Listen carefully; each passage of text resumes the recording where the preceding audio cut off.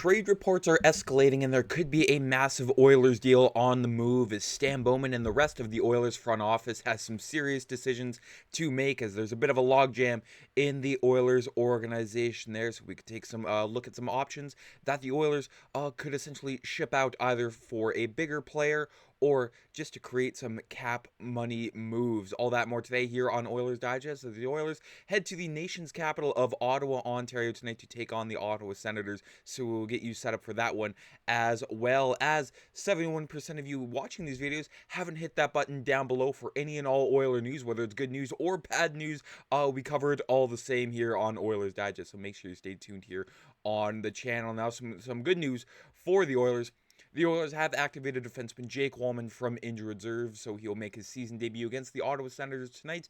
The downside is Alec Regula has been placed on injured reserve, so it looks like he hasn't quite recovered from the two Evander Kane hits that he suffered against the Canucks a couple Saturdays ago there. But again, for the Oilers, a huge logjam there in the form of Ty Emberson, Troy Stecher, and Alec Regula there on IR. But when he comes back from IR, there will be some decisions to make. And not only that, but also, when guys like Zach Hyman also come off of IR there. So, Stan Bowman doesn't want to lose, any of these guys, or most of these guys, for free to waivers, because there's a good chance, not many of these players will go through waivers or pass through waivers. Teams, desperate teams will, take a chance on one of these players, whether it's in the form of Alec Regula, who was a Stan Bowman draft pick, Troy Stecher, or Ty Emberson there, or even a trade with, I've seen, Brett Kulak's name in the mix there when it comes to a trade, last year of his contract, and, his newer contract, probably the last big contract of his career. He'll try to get one last payday there, and he's a luxury the Oilers cannot afford for how confident and, reliable that he is on the back end. But Frank Saravalli, hinted that there's, going to be, a bigger move here. I think there's going to be a pecking order here when it comes to creating roster spots. I think the first player likely to move is Ike Howard down to the AHL's Bakersfield Condors, because he is waiver exempt. Then it's probably Curtis Lazar, and as you work through the roster, the Oilers want to do everything they can to avoid putting Noah Philp on waivers, because they think he's likely to be claimed, and I do too. And I think the really interesting thing to watch is it seems like Alec Regula is trending towards this weekend to play, as the Oilers do take on the Seattle Kraken on Saturday. And when everyone is healthy, well, Walman's healthy, which he is, that Regula is going to be in, and the odd man out is going to be Ty Emberson. When that happens, do the Oilers look to make a trade and move Emberson? And the other part is, I think they would be open to moving Janmark in the right trade if that were to present itself there. So very interesting here.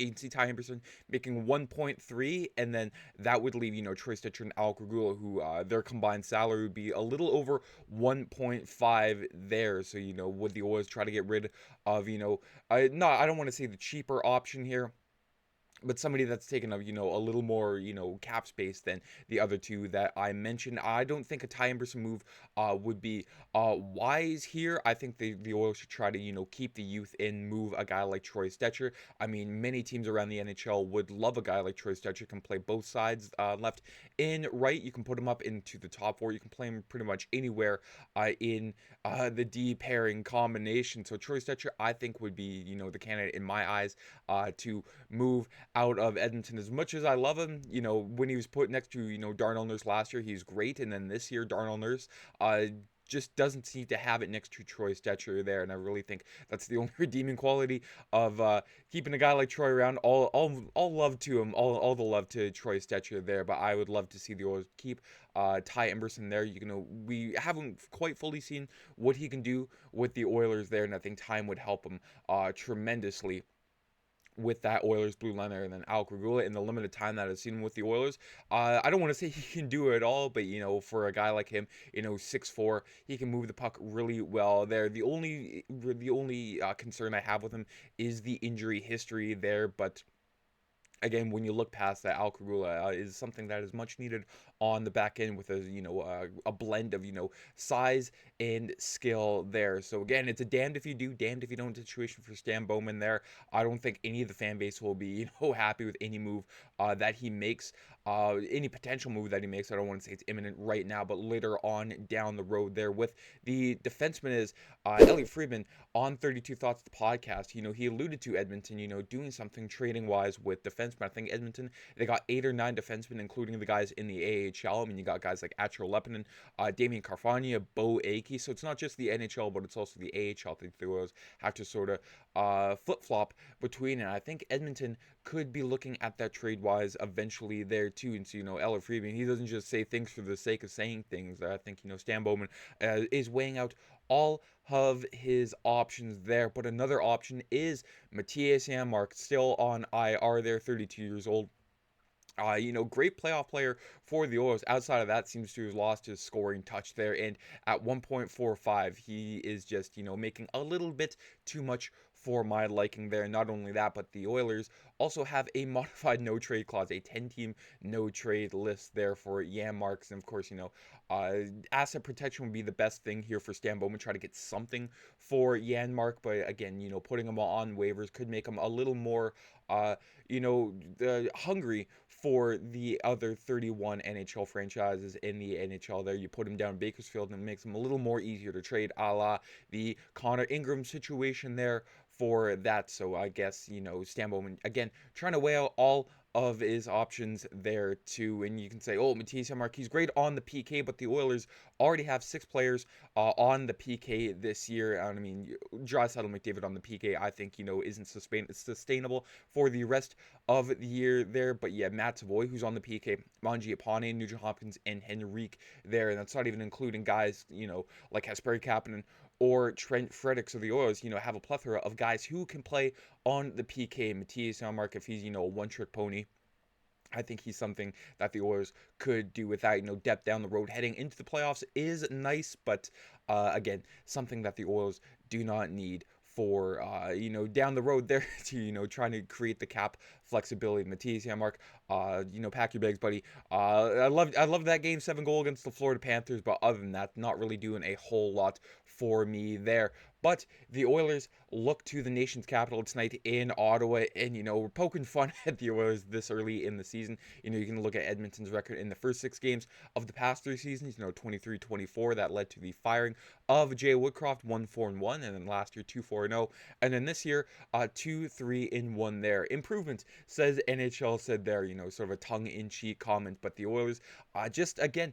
I've said it, during the past 2 post-game videos, they just look lost, and it looks like, an extension of the preseason schedule. They're okay, it's not November or December yet. Let's not kick things into full gears. The Oilers in Senators, 5 o'clock Mountain tonight, and it will be a historic night for forward Adam Henrique when he skates in his 1,000th game on Tuesday, becoming the 409th member of the league's Century Club, 405th skater. Amazing how there's been 4 goalies that have played, 1,000 games in the league. And the first in franchise history, what blows my mind, there's never been an Oiler in uniform to reach the 1,000th game milestone, which, again, this team's been around for almost 50 years, so it's been amazing that nobody has reached 1,000 games in the orange and blue, or the copper and blue if you want to go back to, the old uniforms the team had, for 1,000 games. And the Oilers will be without Kasperi Kapanen for a good chunk of time, as he left Sunday's game in the second period against the Wings due to injury, so the Oilers will await the status of their winger. And David Tomasic, or Curtis's option being options to return to the lineup after being healthy scratches in Detroit. And we will see Tomasic next to Mr. 1,000 Adam Henrique on the 4th line, with Ike Howard on the left side there, and then the first line being Vasily Podkolzin, and next to McDavid and Draisaitl. So Kris Knoblauch, trying something new there. I still don't like McDavid and Draisaitl next together, but if this is what they're doing before Zach Hyman returns, then whatever, it's not going to be for a long period of time, or hopefully it's not for a long period of time. Then Andrew Mangiapane, Ryan Nugent-Hopkins, and Jack Roslovic on the second line there. I kind of like the look of that second line. I'm not going to be I'm not going to lie to you here. And then Trent Frederick, no Philip in Matt Savoy there. So Philip not scratched after scoring last game, so Knoblauch's back in the good books there. But again, I pretty much only swap Howard in Podkolzin here. I'd put Ike Howard up with the big boys before he inevitably goes down to Bakersfield there. But the middle 6, I'm honestly not too mad at there. And on the back end there, Jake Wallman makes his season debut next to Darnell Nurse there. Hopefully he can settle Darnell Nurse down tonight there, as the beginning 225 season hasn't been the strongest there. And then Ekholm in Bouchard make up your top pairing. And then Brett Kulak in Ty Emberson are the third pairing. And Troy Stetcher and Al Kragula, the extra two defensemen for the Oilers skate this morning in Ottawa. I forgot to mention Curtis Cesar, the extra forward for the Oilers at practice there. So Tomasic back in the lineup there for the Oilers. And then Stuart Skinner, number 74, Mr. Mustache Man, gets the start for the Sens tonight there. So again, other than McDavid and Draisaitl being together, again, not too mad at this lineup at all there. Hopefully Knoblauch sticks with that before, pulling out the line blender early in the first period there. That's the one thing that really irks me with Knoblauch, but again, he's the NHL coach and I'm not. But looking towards the Oilers' opponent tonight, the Ottawa Senators, second last in the Atlantic Division there. Boy, take a look at the Tampa Bay Lightning. Not so scary anymore, but the Sens 2-4, and they score, but they also get scored on a lot, scoring 20 goals and giving up 34, goal differential of -10. Taking a look at their lines from yesterday's practice there from Murray Pam, Tim Stützle, Dylan Cousins and Drake Batherson, Michael Amadio, Shane Pinto, who leads the league with 7 goals this year in the NHL. That's very, surprising to say the least there. And Claude Giroux on the right wing. And then Nick Cousins, Ridley Gregg, and David Perron, former Oiler. David Perron still in the league.